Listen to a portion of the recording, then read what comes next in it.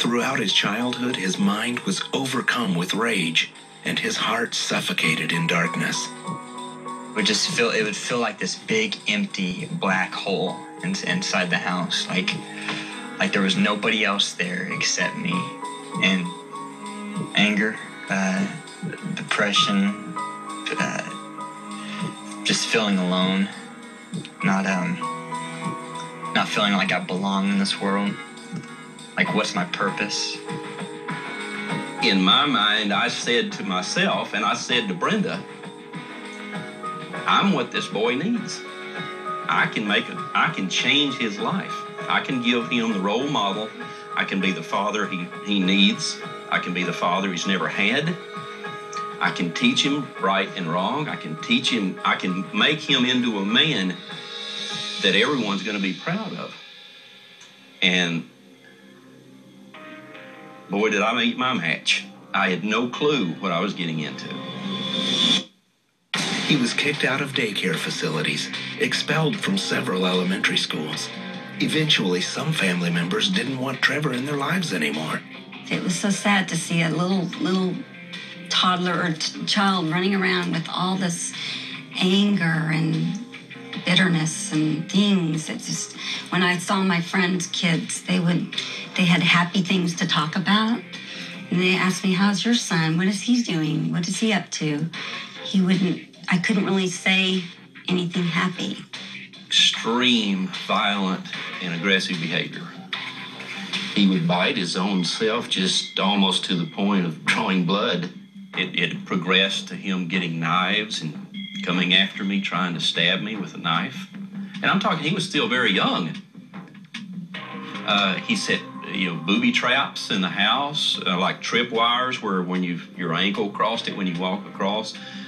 Some sort of a projectile, whether it be a knife or needles or something come across, like face leveled or something. This is just all progressed and kept getting worse and worse and worse.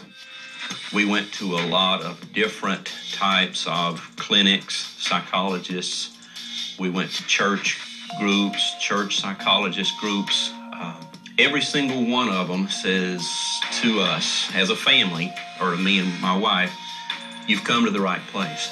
We've seen this before. We can help you. He's mentally ill. He's got bipolar, schizophrenia, autism, explosive disorder, ADD, ADHD, depressive disorder. I mean, you name it. They labeled me. And the longest one we probably ever went to was a month and a half to 2 months. And virtually every single counselor, it was almost like a recording. They would call me and my wife in without Trevor. And every one of these counselors would look at us with tears running down their face. And they would say, my God, I feel so sorry for you and your wife. Well, I was wrong. I can't help you. You're going to have to take him away. I don't want to see him anymore. We can't help you. We will pray for you and your wife. And may God help you for having to live with this. And I'll never forget any of those things. It was so hard. And we didn't know what to do. I almost didn't feel all this was real. When everyone told us no, there's no answer, I really didn't know what to do. I felt like a failure as a mother.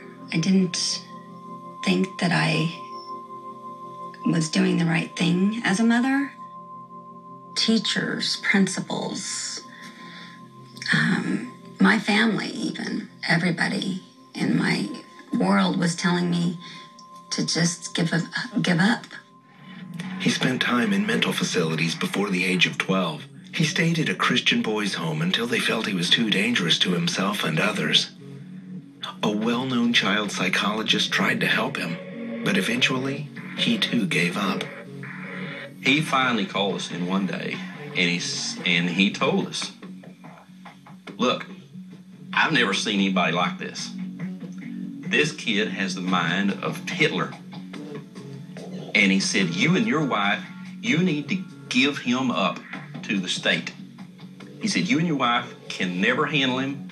You and your wife will never be able to raise him. You and your wife will never be able to make him fit into society.